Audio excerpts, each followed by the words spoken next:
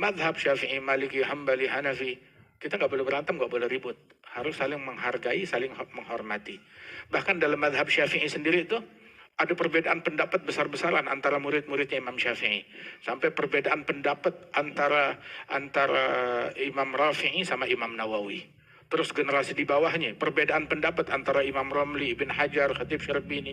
Perbedaan yang sangat banyak. Aqwal Syafi'iyah, itu perbedaan pendapat di antara ulama Syafi'iyah demikian banyak hingga kita nggak harus ngambil pendapat dari mazhab yang lain. Saking banyaknya pendapat di dalam mazhabnya kita. Tapi nggak berantem.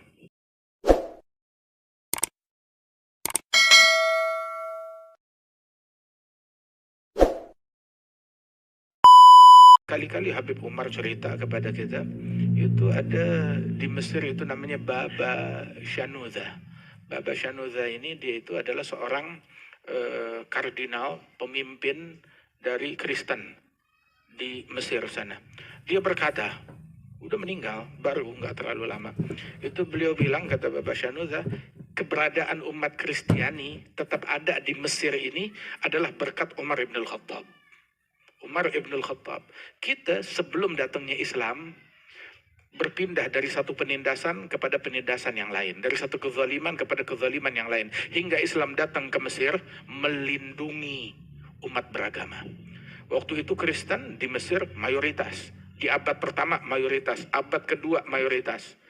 Kemudian orang makin tertarik masuk ke dalam agama Islam dengan sukarela mereka, hingga akhirnya Muslim menjadi mayoritas di abad-abad berikutnya hingga saat ini. Tapi kata beliau, kita ini umat Kristiani katanya tetap ada di Mesir berkat perlindungan dari Sayyidina Umar ibn al-Khattab radhiyallahu anhu warḍah. Sayyidina Umar ibn al-Khattab itu sampai kedamaian yang dibawa, yang dijaga. Waktu beliau suruh Sayyidina Amr ibn al-As menjadi gubernur di Mesir, beliau bilang bahwasanya i'lam anan nas binisbah ilaik ikhwanuk. Manusia itu ada dua. Mereka semuanya saudara kamu. Imma ikhwanuk fid din atau ikhwanuk fil basyariyah. Manusia itu adalah saudaramu seagama atau saudaramu sebagai manusia. Perlakukan mereka sebagai saudara. Subhanallah. Banyak kejadian-kejadian yang serupa.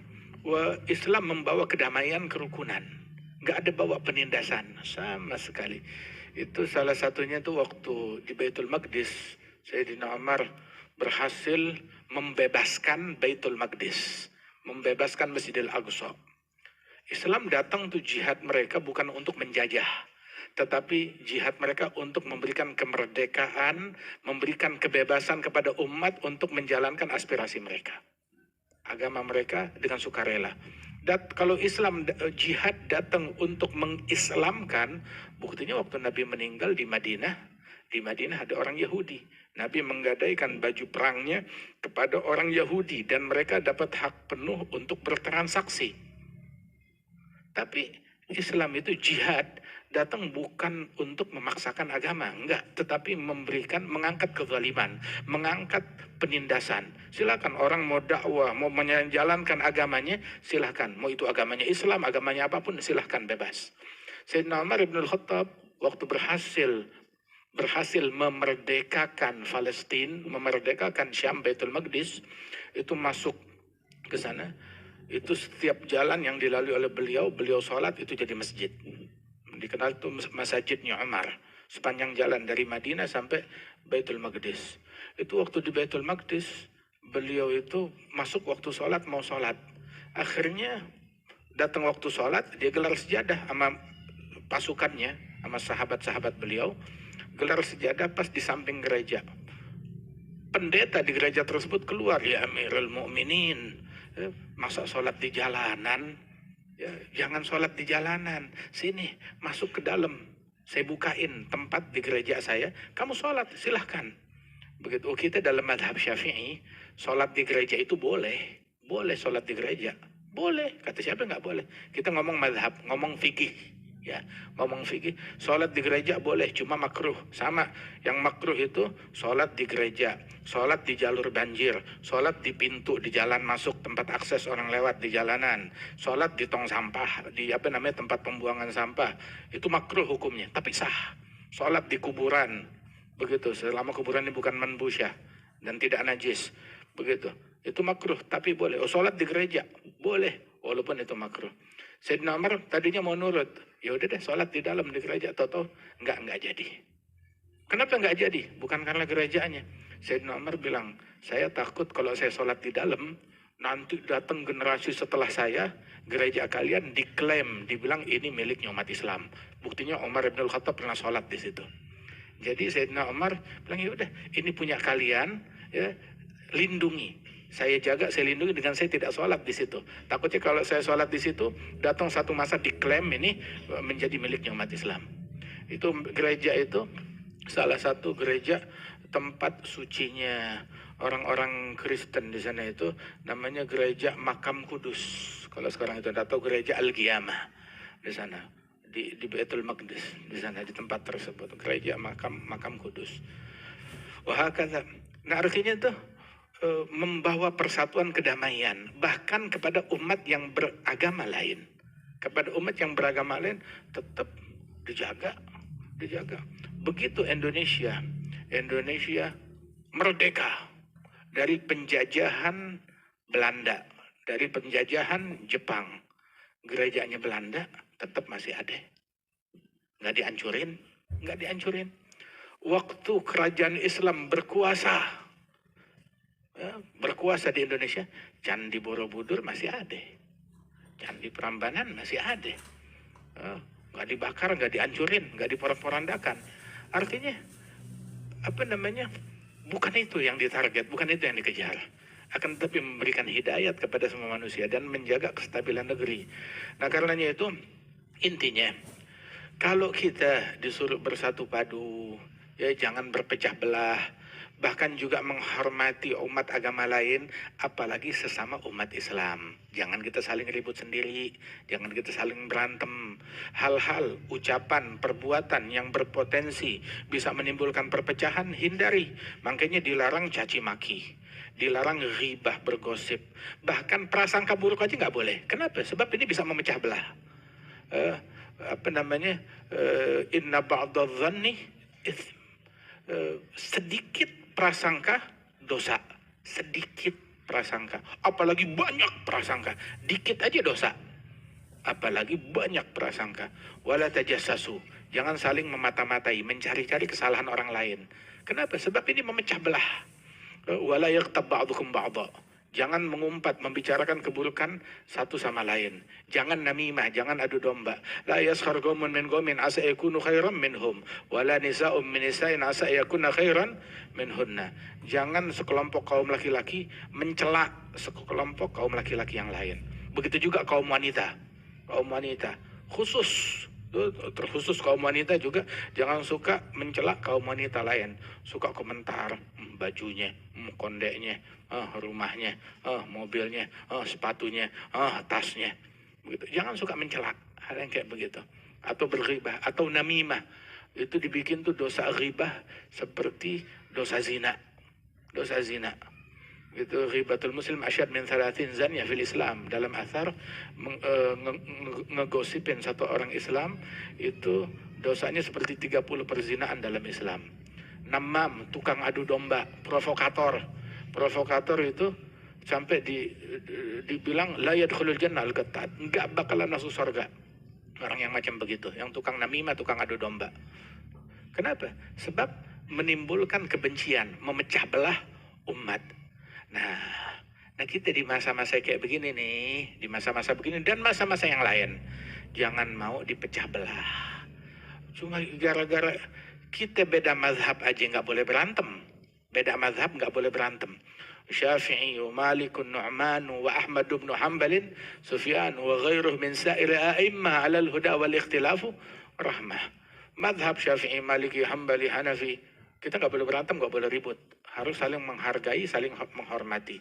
Bahkan dalam mazhab Syafi'i sendiri itu ada perbedaan pendapat besar-besaran antara murid-muridnya Imam Syafi'i. Sampai perbedaan pendapat antara Imam Rafi'i sama Imam Nawawi. Terus generasi di bawahnya, perbedaan pendapat antara Imam Ramli, Ibn Hajar, Khatib Syarbini.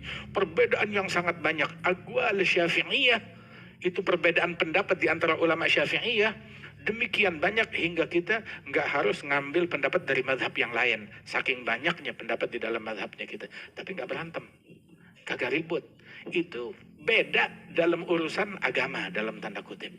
Dalam urusan agama, menjalankan ibadat syariat.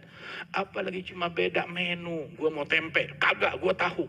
Yang makan tempe masuk surga, yang makan tahu masuk neraka.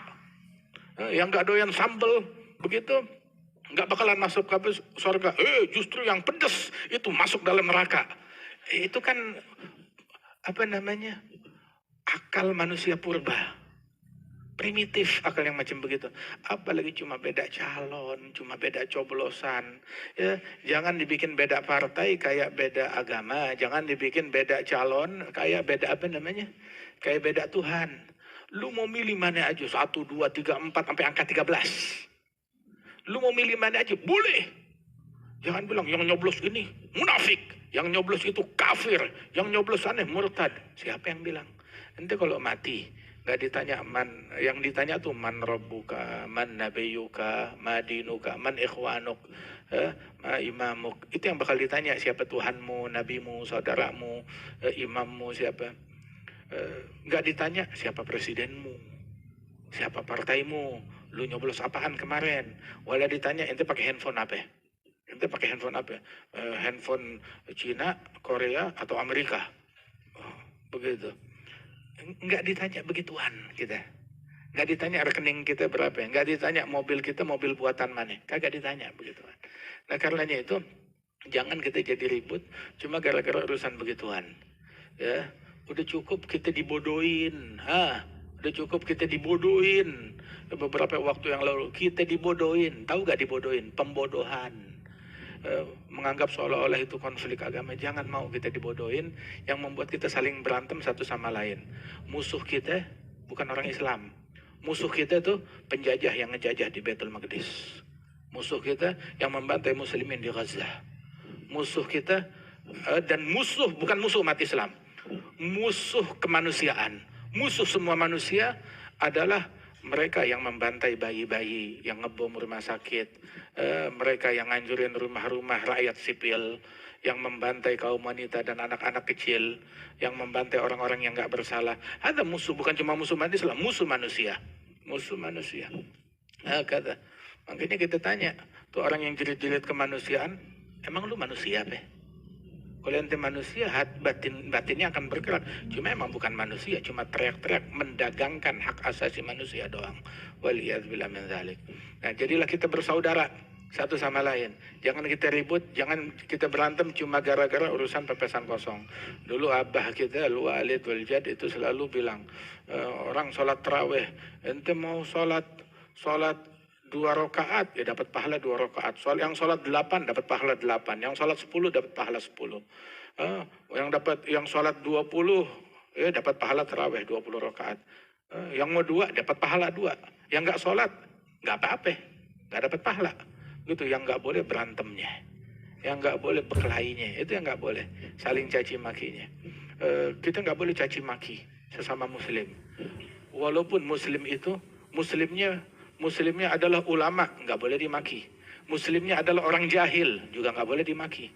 Muslimnya adalah pejabat, muslimnya adalah presiden, nggak boleh dikatain. Muslimnya adalah menteri, juga nggak boleh dikatain. Muslimnya tukang beca, nggak boleh dikatain. Muslimnya tukang pesawat terbang, nggak boleh dikatain. Muslimnya gubernur, atau bupati, atau wali kota, nggak boleh dikatain. Kan dia muslim, jangan mencaci sama muslim. Nabi aja nggak pernah ngelaknat binatang. Binatang nggak dilaknat oleh Nabi Muhammad. Apalagi manusia. Kata. Nah itu katanya terakhir tuh ya. Orang menjadikan ucapan tuh sebagai cacian, sebagai senjata. Cacian sebagai senjata. Wah kita mencaci, memaki, melaknat, mengutuk, bergosip, mengumpat. Jadikan itu senjata. Nabi nggak pernah pakai itu senjata. Nabi nggak pernah menjadikan tuh cacian makian sebagai senjata. Waktu perang Badar, senjatanya umat Islam pedang cuma 8 potong, nggak ada cacian, nggak ada makian. Waktu perang Uhud, nggak ada cacian sebagai senjata. Waktu perang Mu'tah juga nggak ada cacian sebagai senjata. Jadi cacian yang menjadikan cacian, makian, gosip, mengumpat, kata-kata buruk sebagai senjata, tahu gak siapa? Mereka adalah katanya silahul li'am gabihul kalam. Senjata orang rendahan adalah kalimat-kalimat yang rendah. Kalimat-kalimat yang kotor adalah senjata orang yang kotor. Senjata orang yang bejat. Ente mau ente mau dagang jengkol. Oh ini ya akhir jengkol nggak apa-apa. Begitu. Silahkan, nggak usah pakai ngata-ngatain, nggak usah pakai caci maki. Mau dagang pete, mau dagang minyak, silahkan. Jangan jadi caci maki. Begitu. Yang beli minyak di sono kafir, yang beli minyak di sono murtad. Jangan caci maki. Dia mau dagang apapun juga. Nah begitu juga mau nyoblos apapun, silakan jangan berantem. Musuh. Siapa musuh kita? Musuh kita itu ulama bilang musuhmu adalah orang yang berhasil meyakinkanmu untuk memusuhi muslim lain, dia adalah musuhmu. Musuh kamu adalah orang yang berhasil meyakinkanmu, membuat kamu jadi yakin, percaya, mantap untuk memusuhi muslim lain, maka dia adalah musuhnya umat. Itu yang harus kita boikot. Boikot ucapan yang buruk, boikot kata-kata yang buruk. Ya mudah-mudahan Allah Ta'ala berikan taufik hidayat kepada kita sekalian. Ini malam juga ini ada haul Al-Habib Muhammad bin Husain Al-Idrus di Surabaya sana. Itu dikenalnya Habib Neon katanya. Ya salam. Siapa itu Habib Neon? Al-Habib Muhammad bin Husain Al-Idrus lagi mati lampu kayak begini. Tahu-tahu malah dianya yang nyala. Ya salam. Subhanallah, dia ini yang nyala, Al-Habib Muhammad bin Hasan Al-Idrus. Mereka tuh orang yang emang semuanya nur. Hatinya nur, lisannya nur, dakwahnya nur, pikirannya nur. Mau ada lampu nggak ada lampu, mereka adalah nur. Radhiyallahu anhum warḍahum. Besok juga Sabtu itu adalah Hauliyat Al-Habib Husain. Husain bin Muhammad bin Tahir bin Umar Al-Haddad. Itu haulnya hari Sabtu besok. Haul Al-Habib Husain bin Muhammad bin Tahir Al-Haddad. Terus juga hari Minggunya Haul Al-Habib Ja'far bin Syaikhan As-Saggaf radhiyallahu anhum warḍahum ajma'in. Mudah-mudahan Allah Ta'ala angkat derajat kita dan Allah Ta'ala berikan manfaat kepada kita sekalian dengan berkat mereka para aulia wa salihin. Allah Ta'ala insyaAllah jauhkan umat Islam dari perpecahan, dari fitnah, dari bala, dari bencana, dari musibah. Itu dijadikan tuh perpecahan adalah musibah, permusuhan adalah musibah, cekcok musibah, ribut satu sama lain itu adalah musibah dan bencana. Mudah-mudahan Allah Ta'ala selamatkan kita dari bala dan musibah. Amin ya rabbal alamin. Walaqad asyartu lina'ati man awsafuhu tuhil quluba tuhayyijul ashjana.